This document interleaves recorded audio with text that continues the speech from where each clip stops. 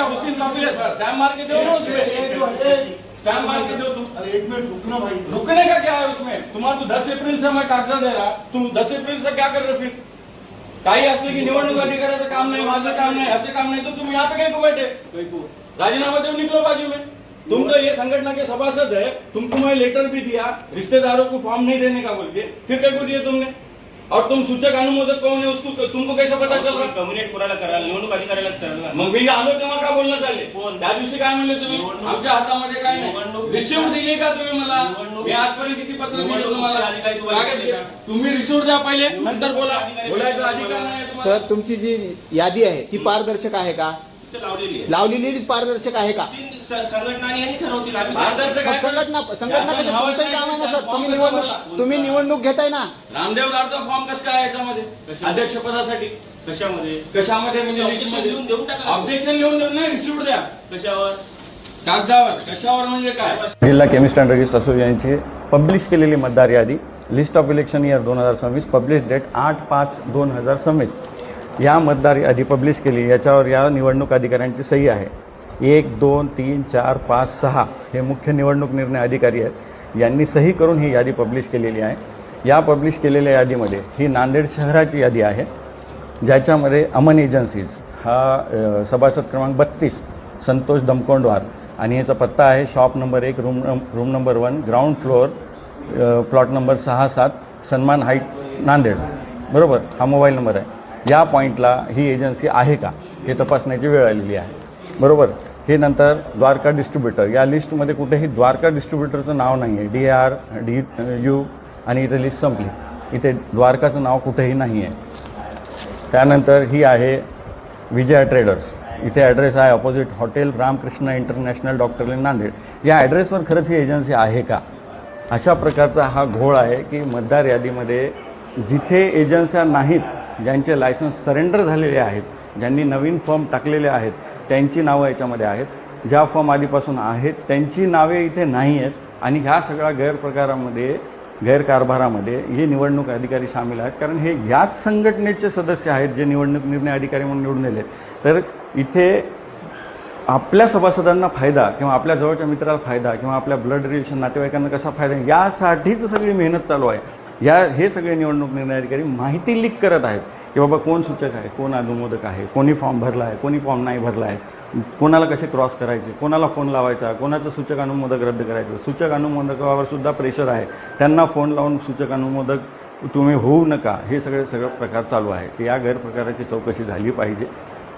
जर खरंच असा प्रकार होत असेल तर गंभीर स्वरूपाची ही बाब आहे, याचे गुन्हे दाखल झाले पाहिजे, जेणेकरून भविष्यामध्ये लोकांचा या निर्णय प्रक्रियेवर, या इलेक्शन प्रक्रियेवर विश्वास उरला पाहिजे। आणि संघटनेसाठी ज्यांना काम करायचं आहे, जे नवीन हिरो, नवीन मॉडेल्स जे म्हणतो आपण, किंवा नवीन पॉलिटिशियन्स जे जन्माला येतात, या छोट्या छोट्या संघटनांमधून ते पहिले तयार होतात आणि त्यानंतर ते मोठ्या लेवलवर जातात। तर इथेच हे कुचकामी धोरण येत आहे। त्याच्यामुळे हे सगळा जो प्रकार आहे हा चुकीचा आहे। यामध्ये असणाऱ्या सगळ्या निवडणूक अधिकाऱ्यांनी तात्काळ राजीनामे द्यावे, मुख्य निवडणूक अधिकाऱ्यांनी तात्काळ राजीनामे द्यावे। धर्मदायकांकडे तर तक्रार केलेली आहे, परंतु संघटनेचे जे मेन बॉस आहेत त्यांनीसुद्धा या प्रकरणामध्ये लक्ष घालून निवडणूक प्रक्रिया तात्काळ थांबवली पाहिजे, फ्रेश मेंबरशिप कॅम्पेन चालू केले पाहिजे आणि तदनंतर ही सगळी प्रोसेस सुरू केली पाहिजे। महाराष्ट्र मित्रांनो, मी फार्मासिस्ट प्रसाद वाघमोडे आणि नांदेड जिल्हा chemist and register association election 2026 सुरू झालेले आहे आणि गैरप्रकाराची इथे प्रचंड मोठी मालिका आहे।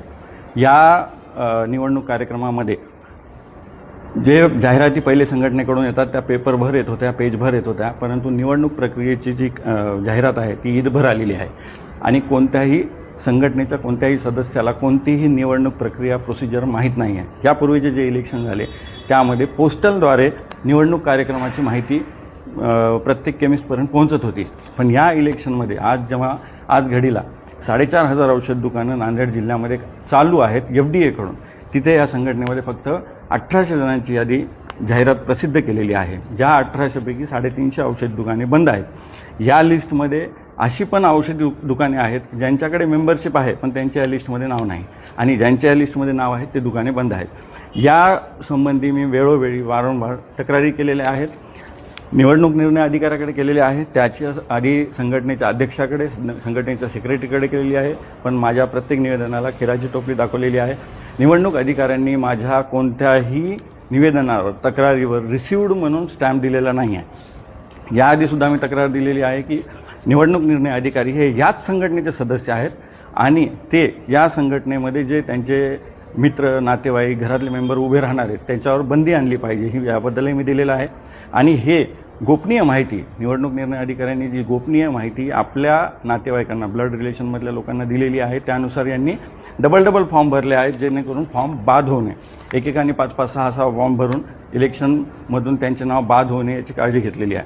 आजसुद्धा जेव्हा काल आणि आज ही मतदार छाननी अर्जाची दिनांक आहे त्यावेळेला ज्यांचे फॉर्म बाद झालेले आहेत त्यांना बोलून त्यांचे फॉर्म दुरुस्त करून घेण्यात आलेले आहेत आणि जे लोक यांच्या इलेक्शनमध्ये अडचण निर्माण करू शकतात अशांची नावे जाणीवपूर्वक वगळण्यात आलेली आहेत. आता याच्यातला सगळ्यात मोठा घोळ म्हणजे मागील अनेक वेळेस श्री रामदेव दाढे या संघटनेचे सेक्रेटरी होते त्यांचं नाव वगळण्यात आलेलं आहे.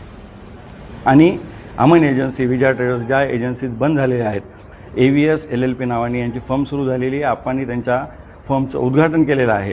त्यांनी फॉर्म भरलेले आहेत जेव्हा की त्यांच्या फर्म बंद आहेत आणि यांची रामदेव दाढेची फर्म चालू असताना त्यांचं नाव वगळण्यात आलेलं आहे. अशा कंडिशनमध्ये त्यांचा उमेदवारीचा फॉर्म घेण्यात आलेला आहे. तर हा एक सगळ्या प्रकारचा गैरकारभार आहे. याची लवकरच आम्ही धर्मदाय आयुक्तकडे पण यांचे पत्रव्यवहार केलेला आहे तक्रारी केलेल्या आहेत. माझी प्रमुख मागणी होती 10 एप्रिलला की यांनी पेपरमध्ये जाहिरात द्यावी. 1 महिना मेंबरशिप कॅम्पेन चालवावा. जेवढे नवीन दुकानदार आहेत तेवढे यांनी कॅम्पेनिंग करून फ्रीमध्ये 500 रुपये 1000 रुपये फीस घेऊन मेंबरशिप वाढवून घ्यावी. सर्व सभासदांना समान संधी ज्याला इलेक्शनमध्ये उभं टाकायचं आहे ज्यांना संघटनेसाठी काम करायचं संघटना मजबूत करण्यासाठी काम करायचं आहे त्यांना संधी देण्यात यावी. परंतु यांनी बिनविरोध इलेक्शन घेण्यासाठी फक्त काही 2 पॅनल घेऊन आपसामध्ये मागच्या वेळेस पण यांनी पदं वाटून घेतले आणि निवडणूक जाहीर झाली म्हणून सांगण्यात आले. मागच्या 10 वर्षामध्ये कोणतीही जनरल बॉडी मीटिंग घेण्यात आलेली नाही आहे. मागच्या 10 वर्षामध्ये कोणत्याही केमिस्टला गेट टुगेदर म्हणून घेण्यात आलेलं आहे. केमिस्टला कोणते प्रॉब्लेम आहेत त्याच्याकडे सुद्धा यांनी 100% दुर्लक्ष केलेलं आहे. फक्त येरे जावा माझ्या गावा म्हणल्याप्रमाणे कंपन्या वाटून घेणे एवढे एकच काम संघटनेचे उरलेले आहे. संघटनेने सभासदासाठी कोणतेही काम केलेलं नाही. जेव्हा ही निवडणूक प्रक्रिया तुम्हाला पारदर्शक पद्धतीने पार पाडायची नव्हती तर तुम्ही हे इलेक्शन का घेतले. या इलेक्शनसाठी निवडणूक मुख्य कार्यकारी अधिकारी म्हणून श्री अरुण बरकसे बीड जिल्हा महाराष्ट्र राज्य उपाध्यक्ष यांची नियुक्ती करण्यात आली आहे. पण ते पण उंटावून शेळ्या हाकत आहेत आणि ते बीडला बसले आहेत आणि मी 16ला येईल तेव्हा मी सगळं बघेल तिथं निवडणूक अधिकारी बसवलेत असं म्हणेल. पण आज मी एवढा तक्रार दिल्या याच्यावर एकावर सुद्धा निवडणूक अधिकारी स्टॅम्प द्यायला तयार नाही आहे. प्रत्येक वेळेस ते सांगतात की तिथल्या पिऊनला तुम्ही अर्ज द्या आणि त्याचा फोटो घ्या आणि तुमच्याकडे सेव्ह ठेवा. अशा पद्धतीने इलेक्शन होतात का या गैरकारभाराची चौकशी झाली पाहिजे.